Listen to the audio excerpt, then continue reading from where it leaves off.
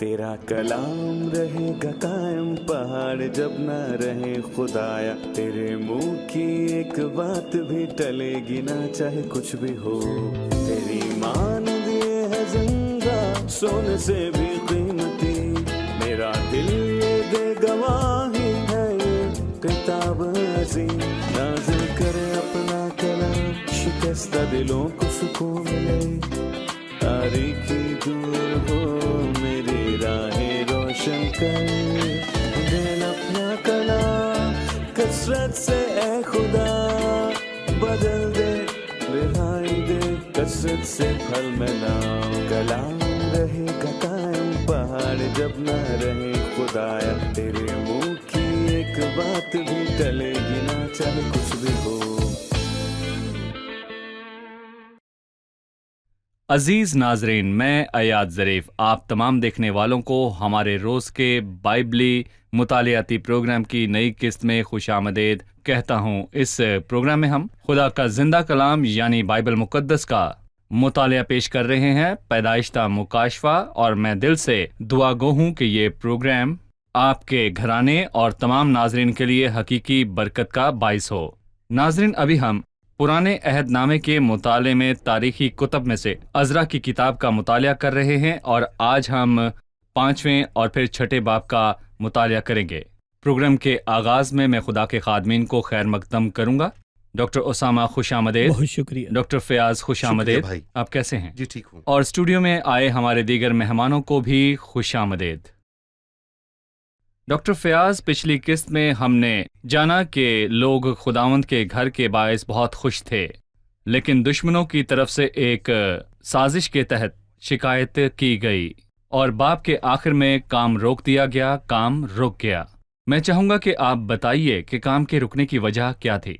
काम के रुक जाने की दो वजूहात हैं, एक ज़ाहिरी वजह है और एक पोशीदा वजह भी है, और वही हकीकी वजह है। और ज़ाहिरी वजह वो फरमान है जो अरतख्शस्ता बादशाह ने जारी किया कि खुदा के घर की तामीर को रोक दिया जाए।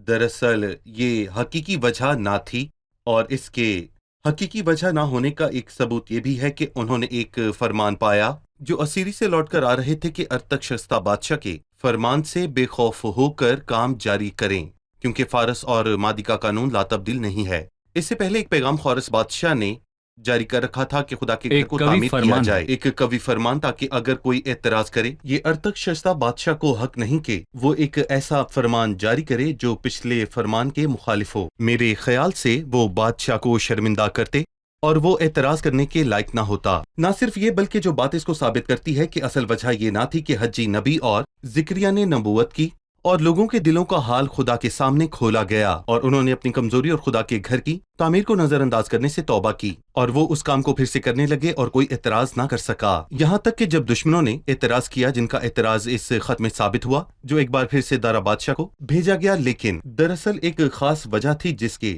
मुतल्लिक हजी नबी ने अपनी नबूवत में बताया। ये है कि ये लोग कहते हैं कि अभी खुदावंद के घर की तामीर का वक्त नहीं आया, अभी वक्त नहीं आया, कुछ देर के लिए ठहरो। सो उनके हाथ ढीले पड़ गए और पड़ चुके थे। उनके दिल ठंडे और उनके जज्बात नीम गरम थे, और उन्होंने अपने जिस्मानी मामलात की परवाह की और कहा कि अगर हम खुदा के मामलात देखने लगेंगे तो हमारे काम कौन करेगा। हर कोई अपने काम में मशगूल था। वो नहीं जानते थे कि वही शख्स अपने घर की परवाह करता है जो खुदा के घर की परवाह लायक तौर पर करता है। जैसे हम कहते हैं कि जो खुदा के घर की परवाह करता है, खुदा उसके घर की परवाह करेगा, और जो खुदा के बच्चों की परवाह करता है, खुदा उसके बच्चों की परवाह करता है। लेकिन जाहिरी वजह तो बादशाह का फरमान है, लेकिन एक खास पोशीदा वजह उनके जज्बात का ठंडा पड़ जाना और जज्बात का नीम गर्म होना और अपने ही तमाम मामलात की परवाह करना है। डॉक्टर फयाज, आपकी बात को आगे बढ़ाते हुए 5वें बाब की पहली आयत में 2 अंबिया का नाम है, हज्जी और जकरिया। मुझे बताइए कि इन 2 नबियों का इन लोगों के साथ क्या ताल्लुक है? जब उन लोगों की इखलाकी हालत पस्त हो गई तो खुदा ने वहां 2 अंबिया को भेजकर उन लोगों को बचाया। एक नबी का काम लोगों के ज़मीर को खुदा की हजूरी में लाना है। एक नबी खुदा की हजूरी से आता है और उसके पास खुदा का कलाम है, और वो लोगों के आगे सच का दिफा करता है, और उसका काम लोगों के ज़मीर को खुदा की हजूरी में लाना है। और एक खादिम का काम है कि उस ईमानदार को जिसकी हालत कमजोर है और जो खुदा के काम की परवाह नहीं करता और कहता है کیا تم اے بیوقوف اور کم عقل لوگوں اس طرح خدا کو بدلا دو گے؟ سو ضمیر کے وسیلے انسان کے دل پر چوٹ لگتی ہے اور وہ توبہ کرتا ہے اور وہ خدا کے پاس آتا گناہوں کا اقرار کرتا ہے اور اس کی روحانی حالت بھی تبدیل ہو جاتی ہے۔ اور جب ہم حجی اور ذکریہ کی نبوتوں کو پڑھتے ہیں تو ہم دیکھتے ہیں کہ انہوں نے پہلے ہی یہ کر رکھا ہے۔ صحیح۔ بھائی اسامہ، جب لوگ اپنا کام پھر سے کرنے لگے جو حجی اور ذکریہ کے ملامت کرنے کے باعث ہوا، تو کچھ لوگ اس میں رکاوٹ ڈالنے کو آئے اور کہنے لگے تم کون ہو اور کیا کرتے ہو؟ ان کا رد عمل کیا تھا؟ در حقیقت ان کا رد عمل باعزت تھا۔ جب انہوں نے ان سے پوچھا کہ تم کون ہو اور کیا کرتے ہو، اور انہوں نے کچھ نہیں چھپایا اور ان کا جواب دیا۔ شجاعت مند اور دلیرانہ تھا، وہ ایک ایماندار تھا۔ جو بات زیادہ قابل ستائش ہے یہ ہے کہ اس میں ایمان تھا، لہٰذا ان کا جواب دلیرانہ تھا۔ انہوں نے ان سے کہا یہ ہمارے نام ہیں، اور انہوں نے 2 یا 3 کو لے کر انہیں سامنے نہیں کیا کہ باقی پیچھے رہیں اور چھپ جائیں، نہیں، وہ بہت دلیرانہ تھے۔ اور ہمارا نام یہ ہے اور ہم زندہ خدا کے خادم ہیں۔ گویا کہ وہ کہنا چاہتے تھے کہ ہمارا ایک ہی بادشاہ ہے، ہمارا ایک عظیم خدا ہے جس کے ہم فرما بردار ہیں، اور ہم اسی کی فرما برداری کرتے ہیں جو کچھ انہوں نے وہ خدا کی کہتا بات ہے۔ کی۔ اس جواب میں نہ صرف یہ اقرار تھا کہ وہ زندہ خدا کے خادم ہیں، بلکہ یہ اقرار بھی تھا کہ وہ بابل کی اسیری میں گئے، انہوں نے گناہ کیا اور خدا نے انہیں ان کے دشمنوں کے ہاتھ میں دے دیا، اس لیے نہیں کہ وہ بادشاہ طاقتور تھے، انہوں نے خدا کی بات کی۔ یقیناً انہوں نے ایک طرف سے خدا کی بات کی اور دوسری طرف سے انہوں نے آدمی کو اس کی صحیح جگہ پر رکھا کہ وہ ظالم بادشاہ اس کی وجہ نہیں ہے کہ ہمارے ساتھ یہ ہوا، بلکہ یہ خدا کا ہاتھ ہے جس نے ایسا ہونے کی اجازت دی تھی۔ لیکن اس کا مطلب یہ نہیں کہ ہم اپنی منمانی کریں اور قانون کو توڑتے رہیں۔ صحیح۔ ہم ایک وقفے کے بعد مہمانوں کے سوالات کے ساتھ دوبارہ حاضر ہوں گے۔ ناظرین، ایک وقفے کے بعد دوبارہ حاضر ہوتے ہیں، ہمارے ساتھ رہیے۔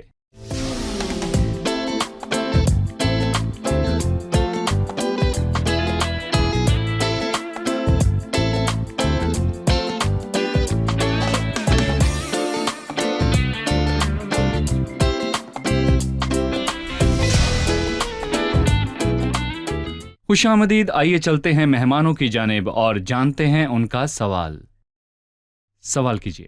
عزرا اس کے 4 باب کی 23ویں آیت میں ہم دیکھتے ہیں کہ وہ جنہوں نے خداوند کی ہیکل کو بننے سے روکا وہ سربراہ ہیں، لیکن حجی اس کے 1 باب کی 2 آیت میں ہم دیکھتے ہیں کہ خداوند نے یہ کہا کہ ابھی خداوند کے گھر کی تعمیر کا وقت نہیں آیا۔ کیا یہاں کوئی تضاد ہے؟ جی، کیا مخالفوں نے کام کو روکا یا خود لوگوں نے جن کے دل ٹھنڈے پڑ چکے تھے؟ دراصل دونوں باتیں ٹھیک ہیں۔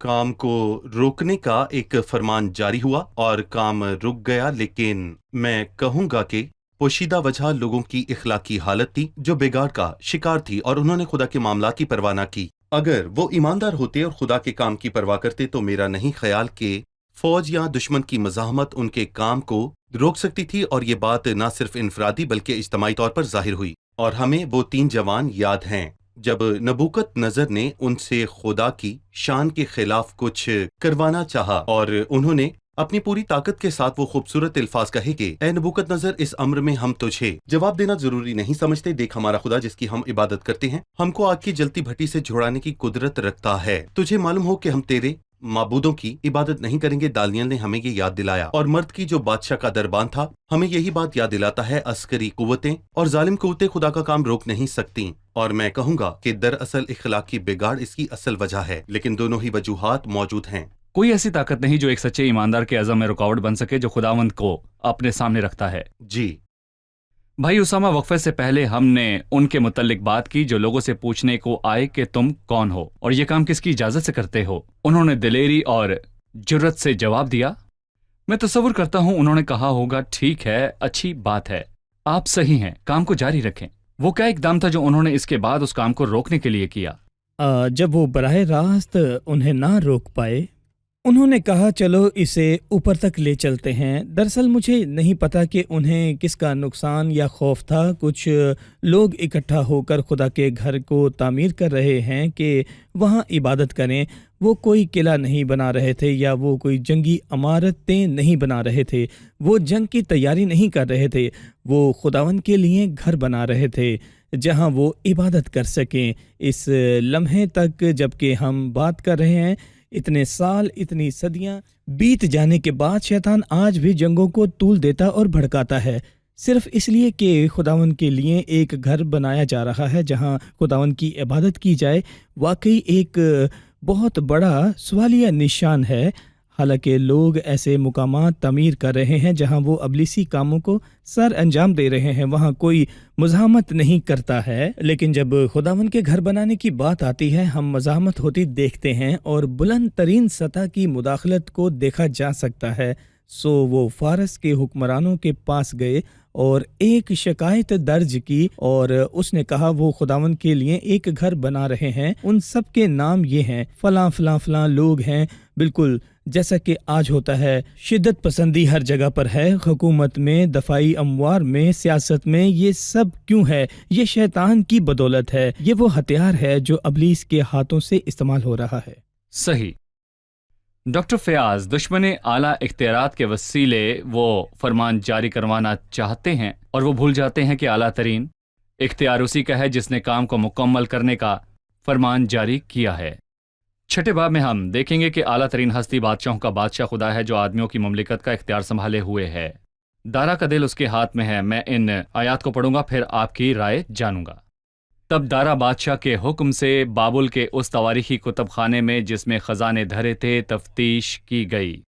چنانچہ اختما کے محل میں جو مادے کے صوبے میں واقع ہے ایک تومار ملا جس میں یہ حکم لکھا ہوا تھا: خورس بادشاہ کے پہلے سال خورس بادشاہ نے خدا کے گھر کی بابت جو یروشلم میں ہے حکم کیا کہ وہ گھر یعنی وہ مقام جہاں قربانیاں کرتے ہیں بنایا جائے اور اس کی بنیادیں مضبوطی سے ڈالی جائیں، اس کی اونچائی 60 ہاتھ اور چوڑائی 60 ہاتھ ہو، 3 ردے بھاری پتھروں کے اور 1 ردہ نئی لکڑی کا ہو، اور خرچ شاہی محل سے دیا جائے، اور خدا کے گھر کے سونے اور چاندی کے برتن بھی جن کو نبوکت نظر اس ہیکل سے جو یروشلم میں ہے نکال کر بابل کو لایا واپس دیے جائیں، اور یروشلم کی ہیکل میں اپنی اپنی جگہ پہنچائے جائیں، اور تو ان کو خدا کے گھر میں رکھ دینا۔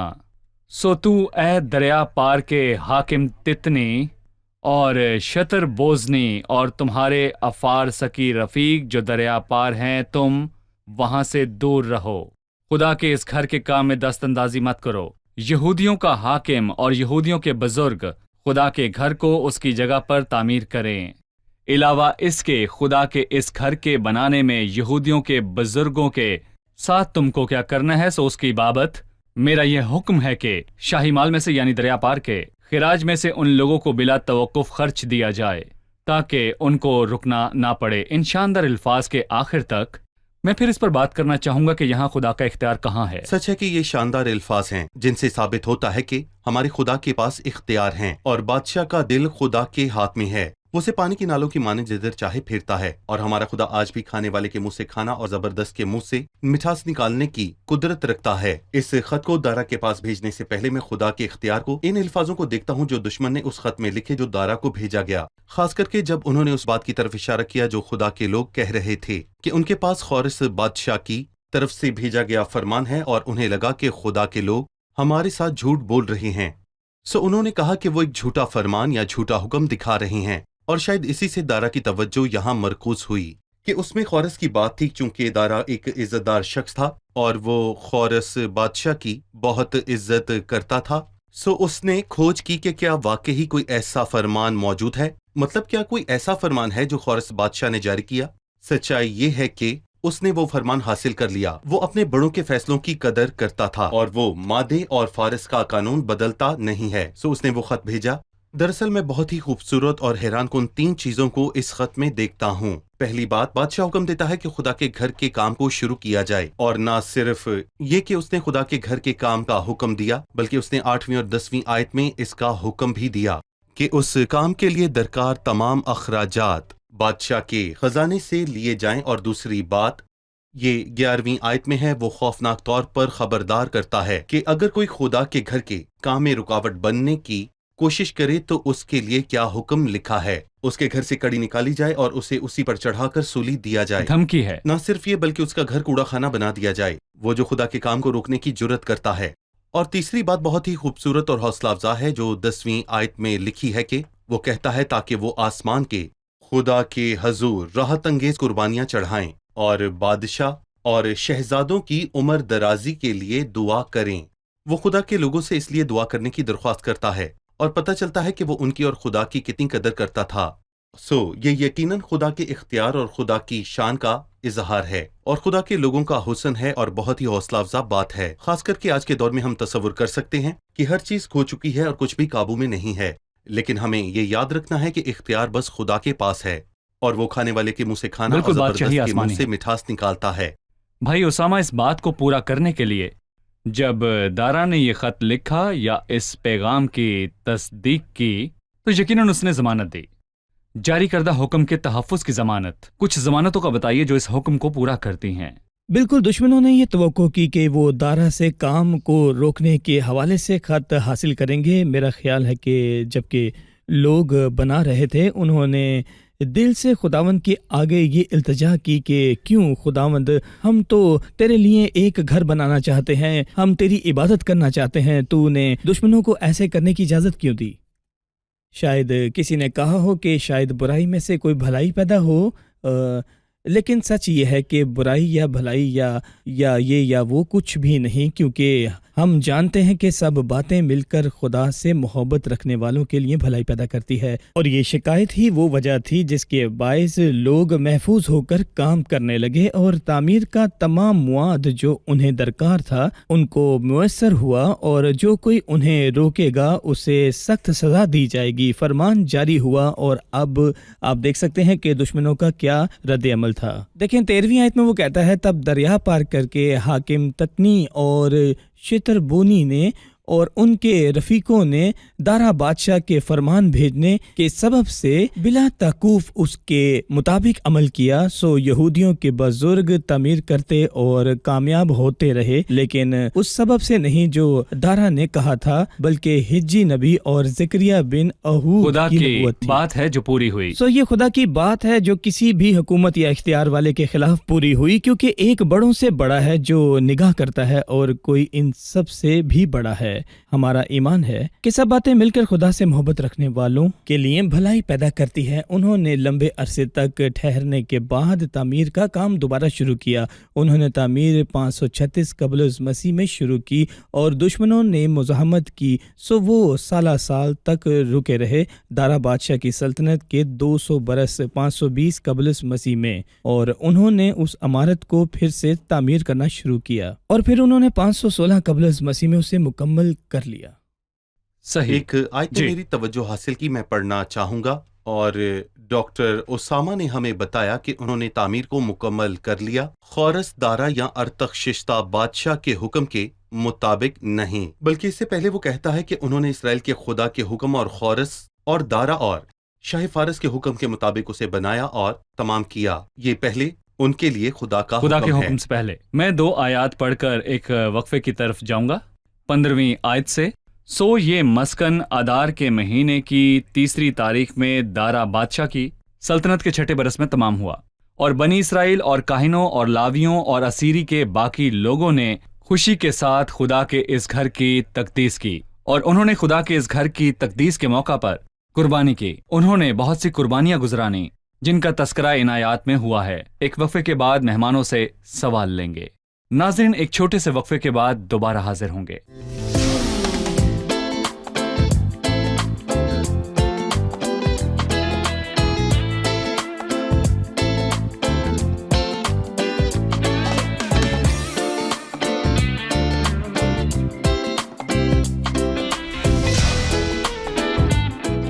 خوش آمدید. آئیے چلتے ہیں مہمانوں کی جانب اور جانتے ہیں ان کا سوال کیجیے.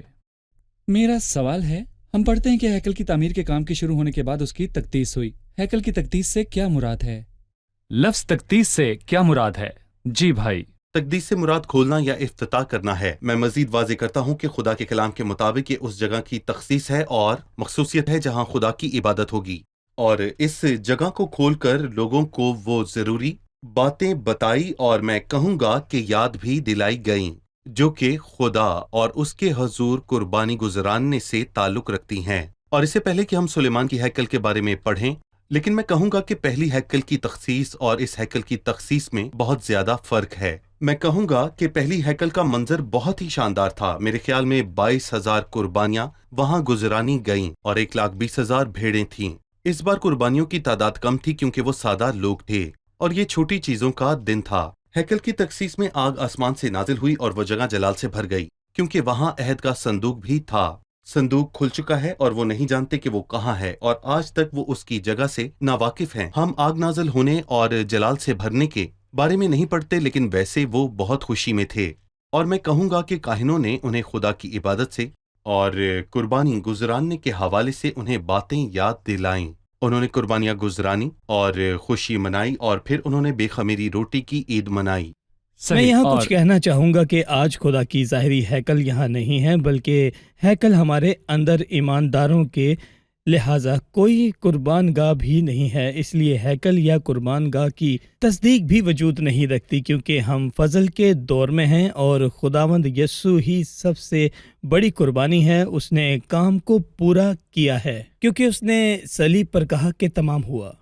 اور بائبل کلیسیا کے حوالے سے کہتی ہے کہ ہم اس کا گھرانہ ہیں۔ آپ دونوں کا شکریہ۔ اب وقت ہے کہ ہم جانیں مہمانوں نے کیا سیکھا۔ آج کی قسط میں ہم نے جانا کہ تعمیر روک دی گئی، کیا اس کے رکنے کی وجہ فقط دشمنوں کی مزاحمت تھی یا پھر اس کی کوئی اور وجہ بھی تھی؟ یہ بتائیے۔ ظاہری وجہ سے تو دشمنوں کی مزاحمت ہی نظر آتی ہے اور وہ فرمان جو بادشاہ نے جاری کیا، لیکن در حقیقت اس کے بعد حجی نبی کی اپنی کتاب میں واضح کرتا ہے کہ لوگ یہ کہنے لگے تھے کہ یہ خدا کا گھر بنانے کا وقت نہیں ہے۔ ان کا دل خدا کے کام کو لے کر ٹھنڈا پڑ چکا تھا، مگر یقیناً خداوند نے اس کے بعد اپنے نبیوں حجی اور زکریا کو بھیجا، جنہوں نے لوگوں کو نصیحت کی کہ وہ کام کو پورا کریں۔ صحیح۔ بادشاہ نے دشمن اور مزاحمت کے خلاف خدا کے گھر کے کام کو جاری کرنے کے فرمان کا دفاع کیسے کیا؟ یہاں دراصل ہم دیکھتے ہیں کہ ہر چیز کس طور پر خدا سے محبت رکھنے والوں کے لیے بھلائی پیدا کرتی ہے۔ خدا نے دارا کو کیسے استعمال کیا کہ وہ ہیکل کی تعمیر کا فرمان جاری کرے، اور اس نے واقعی لوگوں کو ضمانت دی۔ نہ صرف یہ بلکہ اس نے ان سب کو خبردار کیا کہ جو اس تعمیر کے کام کو روکنے کی کوشش میں تھے، اور ہم دیکھتے ہیں کہ خدا نے دارا کو استعمال کیا اور حجی اور زکریا کو استعمال کیا۔ صحیح۔ آپ سب کا بہت شکریہ، خدا آپ کو برکت دے۔ خادمین کا بھی شکریہ۔ اگلی قسط میں ہم اپنی بات کو جاری رکھیں گے۔ جی ضرور۔ عزیز ناظرین، خدا خدا ہی رہے گا، ابدی بادشاہ، وہ عظیم بادشاہ جو دنیا کی تمام سلطنتوں پر اختیار رکھتا ہے۔ بھلے ہی اوپر سے یہی دکھائی دیتا ہے کہ خدا اس سارے معاملے سے دور ہے اور سارا اختیار انسان کے پاس ہے اور انسان تمام فیصلے کر رہا ہے، لیکن خدا تب بھی سب سے بلند و بالا ہے۔ وہ خدا ہے جس کے متعلق بائبل کہتی ہے وہ کون ہے جس کے کہنے کے مطابق ہوتا ہے۔ لہٰذا آپ کسی بھی ملک میں ہو، اگر آپ خدا کے ہیں تو مت ڈریں، اور اگر آپ کو لگتا ہے کہ آپ کے ملک کے حکام آپ کے اور مسیحی ایمان کے خلاف ہے تو فکر مت کریں، کیونکہ بادشاہی آسمان کی ہے اور خدا ان سب کاموں پر نگاہ رکھتا ہے، اور بادشاہ کا دل خدا ان کے ہاتھ میں ہے، پانی کی ندیوں کی مانند۔ کچھ ممالک میں قوانین اور آئین کے مطابق بائبل مقدس لے کر داخل ہونا ممنوع ہے، لیکن جیسا آج ہم نے دیکھا کہ بائبل ہر ممکنہ طور پر داخل ہو رہی ہے، سیٹلائٹ کے ذریعے، نشریات کے ذریعے، چھپی ہوئی شکل میں۔ کلام خدا قید نہیں۔ آپ بالکل بھی فکر مت کیجیے، کیونکہ مسیح نے جو سارے جلال کے لائق ہے، اس نے کہا کہ میں اس پتھر پر اپنی کلیسیا بناؤں گا اور عالم ارواح کے دروازے اس پر غالب نہ آئیں گے۔ اگر عالم ارواح کے دروازے جہنم کی افواج اٹھ کر کلیسیا کو ہلانے اور کمزور کرنے کی سازش کریں اور اسے تباہ کرنا چاہے جو دنیا میں مسیح کا بدن کہلاتی ہے، تو یقیناً جو کلام کرنے والا ہے اس کلام کو پورا کرنے کو بھی تیار ہے۔ خدا ہی ابدی اختیار کا مالک ہے، اول اور آخر ہے۔ کلام آدمی کے نہیں بلکہ اس کے اختیار میں ہے۔ اگلے پروگرام میں آپ سے پھر ملاقات ہوگی۔ خدا آپ کو برکت دے۔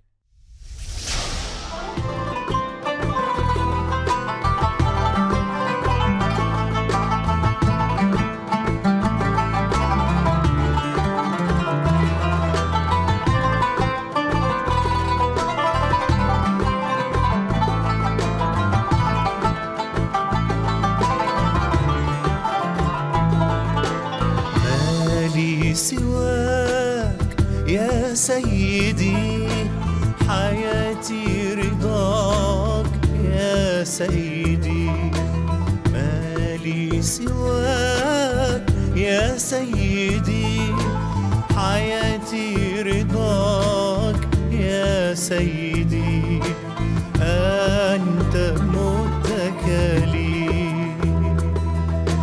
تطمئن نفسي، حلو ما أشهاك يا سيدي، نفسي لا تسلاك يا سيدي، حلو ما أشهاك يا سيدي، نفسي لا تسلاك يا سيدي، تفرح قلبي، أنرت لي دربي، حينما ألقاك يا سيدي، عذب ما أحلاك يا سيدي، حينما ألقاك يا سيدي، عذب ما أحلاك يا سيدي، تبدد همي، تفرج عني.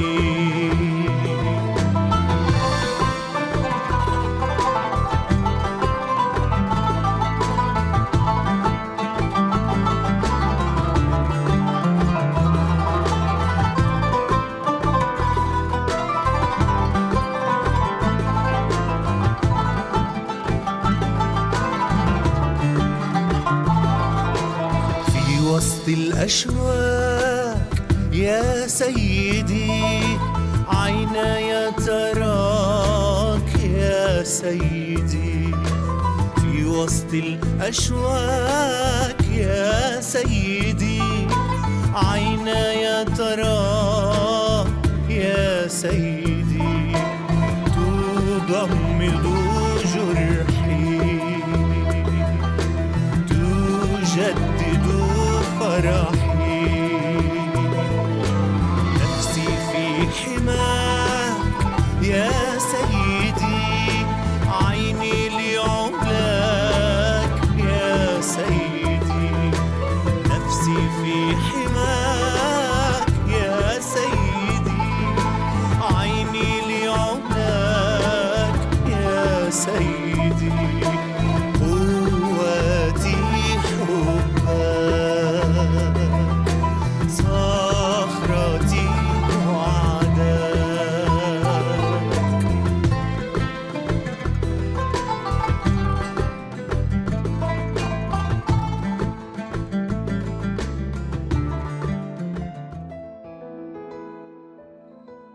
तेरा कलाम रहेगा कायम, पहाड़ जब न रहे खुदाया, तेरे मुंह की एक बात भी टलेगी ना, चाहे कुछ भी हो। तेरी मान दिए है जिंदा, सोने से भी कीमती, मेरा दिल ये दे गवाही है, ये किताब अजीम, नाज़िल करे अपना कलाम, शिकस्ता दिलों को सुकून मिले, तारीकी दूर हो मेरी राहें रोशन कर, दे अपना कलाम कसरत से ए खुदा, बदल दे रिहाई दे कसरत से फल में नाम, कलाम रहेगा कायम, पहाड़ जब न रहे खुदाया, तेरे मुंह की एक बात भी टलेगी ना, चाहे कुछ भी हो।